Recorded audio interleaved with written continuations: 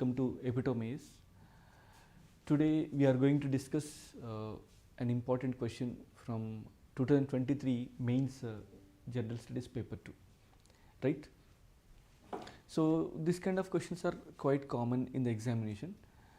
It appears to be very easy, but we need to give more analytical content, okay, with respect to the answer. The states in India seem reluctant to empower urban local bodies functionally as well as financially. So this is a historical and traditional problem. Okay, this problem will persist today and will persist tomorrow also. So problem is not at all a new thing. Okay, so that's why we need to have a standard answer to attempt these kind of questions in the examination, right?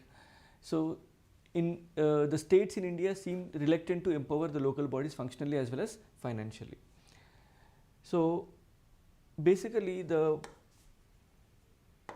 local bodies, both the rural local bodies and urban local bodies, got the constitutional status. Urban local bodies got the constitutional status by 74th Constitutional Amendment Act. But just giving the constitutional status did not automatically guarantee the rights for the states or rights for the local bodies, right? The entitlements, or we can say funds, functions and functionaries for the local bodies, because the local bodies fall under the state list, okay, and as a matter of compromise between central and states, particularly after the failure of 65th Constitutional Amendment Act to get passed by the Parliament because of the opposition from the states in the Rajya Sabha.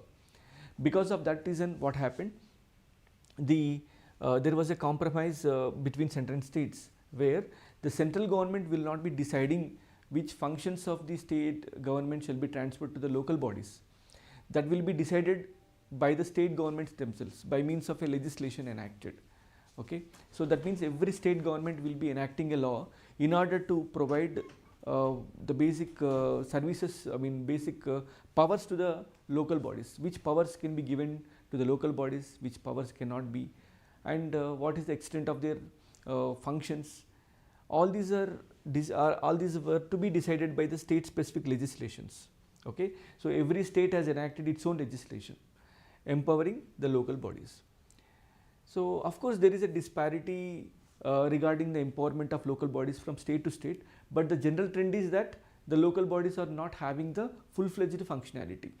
For example, according to IAPA's report, Indian Institute of Public Administration, it has given a report stating that the local bodies in India are not functionally perfect. For example, if you try to see, in India the asymmetry of powers will be lying like this, like central government at the top, highly powerful, states later on, and thereafter local bodies. Okay, and this kind of inverted triangle is both with respect to funds, functions and functionaries. In all these matters, this triangle is inverted. But when you take the example of China, actually in China the local bodies have the powers and functions as well as the funds also. For example, 50% of the employees working in China are vested with the local bodies themselves. Okay, when you see the local bodies in India, these are not empowered the way the local bodies empowered in China. Generally China is criticized to be most centralized country, and it's a kind of undemocratic country or lack of democracy. We generally cite various things, but when you try to look at the administrative efficiency of the local bodies, they are highly efficient, right? And moreover, why we require to empower the local bodies, particularly urban local bodies? Because decentralization is the most important theme for the good governance. In order to operationalize the good governance, definitely the local bodies, which are very much close to the people, they are able to assess the problems, they are able to find the problems, and they are able to fix the problems also, right? But what is a condition? Provided that they must be given funds, functions and functionaries. For example, the problem of water, sanitation, air quality, okay, ecosystem conservation, okay, drainage, sewage, like you can find any problem that is locally in importance, plantation, parks, entertainment places, okay, good civic life, good trade regulation. This is all possible only through local bodies, because these are elected by the people, and the elected body will be able to be responsive to the people. You understand, the responsiveness is also one of the features of the good governance, right? So this is what the essence we need to understand. Moreover, the local bodies empowerment is very much critical for the achievement of the sustainable development goals. The SDGs cannot be achievable unless and until the local bodies are fully empowered and financially very much autonomous. So in that context, this particular question is asked. Okay, so this is what the entire context. Okay, so then what we need to write? We need to write the context of the question. Okay, so the 74th Constitutional Amendment Act has given constitutional status to the local bodies, to the urban local bodies, but the power to empower the local bodies in terms of functions and finances, okay, is vested with state specific laws enacted by state legislature.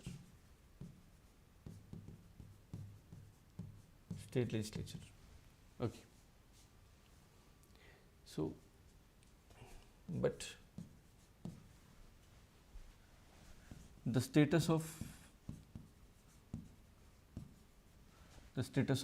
urban local bodies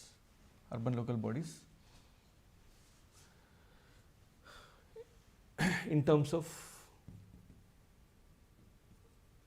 their capability to govern the urban areas,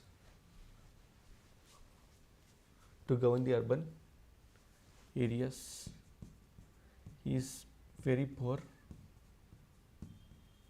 due to the lack of effective devolution of functions and finances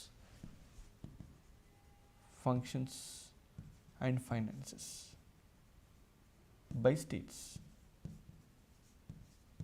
This is what the context of the answer, context of the question. Okay, so this is, however, introduction, right? The 74th Constitutional Amendment Act, has given constitutional status to urban local bodies, but the power to empower the local bodies is vested with the state governments in terms of functions and finances, vested with the state specific laws enacted by the state legislative assembly. But the status of ULBs in terms of their capability to govern the areas, the urban areas is very poor due to the lack of effective devolution of functions and finances by the states. So this is how we need to write the introduction. Thereafter, we need to specifically write how the functions are not properly devolved, how the finances are very poorly devolved. Okay, right. So the ineffective functioning of urban local bodies is due to the lack of effective devolution of functions and finances. Okay, so these are the two dimensions we need to emphasize more upon. Okay, right. So then we need to write how the functions, right, related to functions. We need to write some information, right? particularly okay, the local bodies. First of all, the structure of local bodies, urban local bodies, is inconsistent with the needs of urban governance.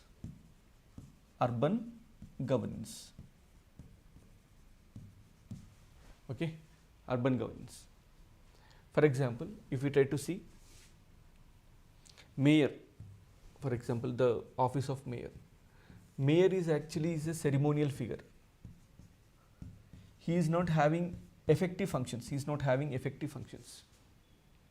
Okay, and there are many areas where there is a lack of unity of command. So there is no single structure that can a single office that can have the complete command over the urban governance matters. Okay, many state governments are making the mayoral elections indirect. So naturally, what will happen? There will be too much democracy to be accommodated. So there is a lack of firmness. There is a lack of political consensus in the decisions of the urban local bodies. So this kind of thing has been made by the state legislative assemblies only, state legislatures. They did not provide the proper structure to the local bodies.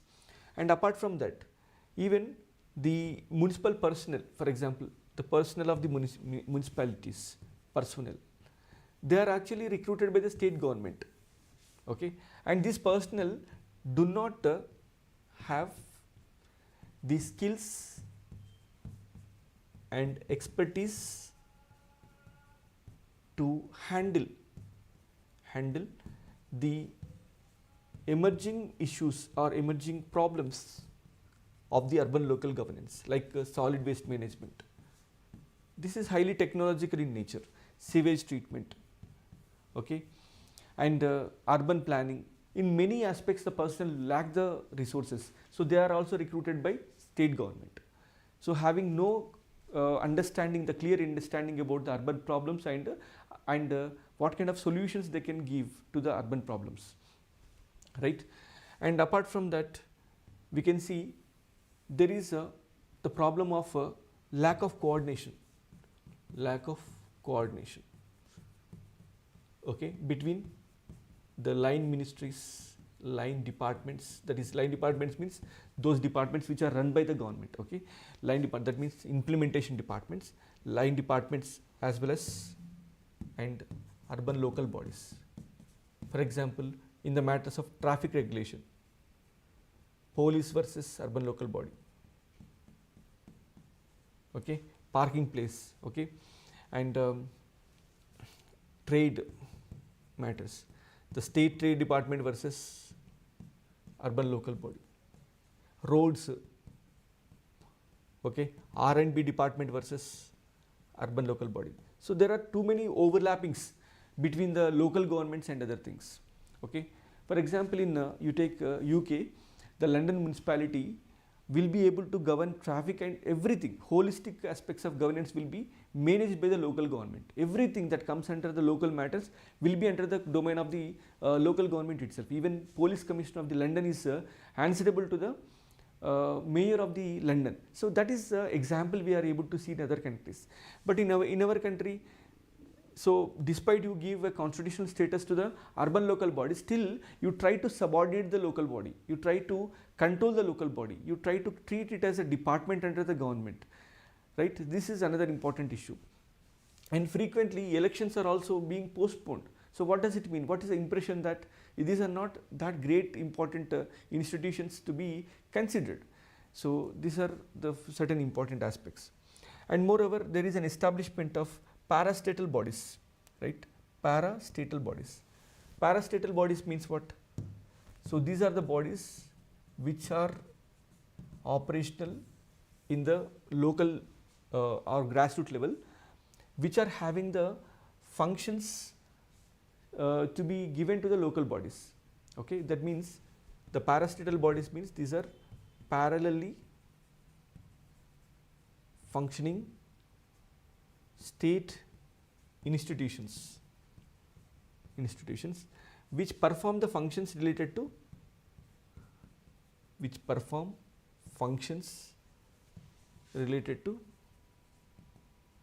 local bodies, those are called as parastatical bodies. For example, you take Hyderabad, HMDA, Hyderabad Metropolitan Development Authority. Similarly, Hyderabad Metro Water and Sewerage Board. Okay, and you can take other institutions like, for example, HMR, Hyderabad Metro Rail. Like this, there are various parastatical bodies which are performing the function side by side with the local bodies. So naturally, the holistic dimension of the governance will be defeated. For example, what people need, they want good water. So municipal authority is not responsible. Hyderabad Metro Water Sewerage Board is responsible. Okay, what is the essence of local government? Local government is there to control all the local matters in an effective manner, in the public centric manner, in the people centric manner. But when you give this kind of fragmentation of governance structures, what will happen? The very purpose of the local bodies will be defeated. Okay, so this is how we can understand. And moreover, even planning functions, we can say planning. Okay, we divided the planning in an artificial way. Peripheral planning is different and inside the city planning is different. So every time there is a kind of a confusion, which agency is required to plan which part of the city. Okay, so that is what. Then the state government will control everything. For example, even the state government can reverse the financial proposals or financial decisions made by the local bodies. So whatever the financial plan that is finalized by the local body, that will that can be reversed by the state government. This is another important aspect, right? And moreover, what else we can say is the urban local bodies are not truly becoming local governments. Okay, why? Because the functions are not properly devolved to the local bodies, right? So there is an impression that local bodies are subordinate institutions. Okay, subordinate institutions to the state government. Okay, right. Then coming to the financial matters, in the financial wise, regarding the finances, if we try to discuss, so financially also they are not properly empowered. For example, you take GHMC, for example. GHMC is financially rich compared to the rural local bodies, but it is able to meet only 50% of the total financial requirements for the urban local governance in the GHMC region, right? For example, there are various aspects we can see. The urban local body finances or financial sources, okay, so they are relatively low revenue fetching. They are not able to fetch enough revenue for the local bodies. For example, there are both direct, of course, there are certain tax resources we can say, like entertainment tax, okay, luxury tax, okay. Similarly, tax on open spaces, okay, right. Next, property tax. Property tax is the most important tax for the urban local bodies. And there will be non-tax revenue in the form of tax on the rental revenue,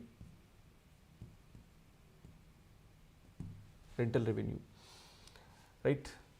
Revenue from trade licenses, okay. So revenue from municipal spaces like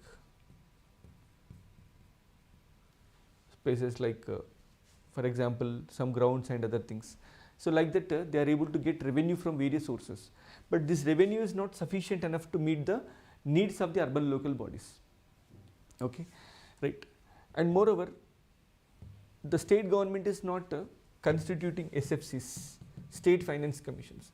Even the SFC is constituted, they are not critically giving such kind of recommendations which can truly empower the urban local bodies.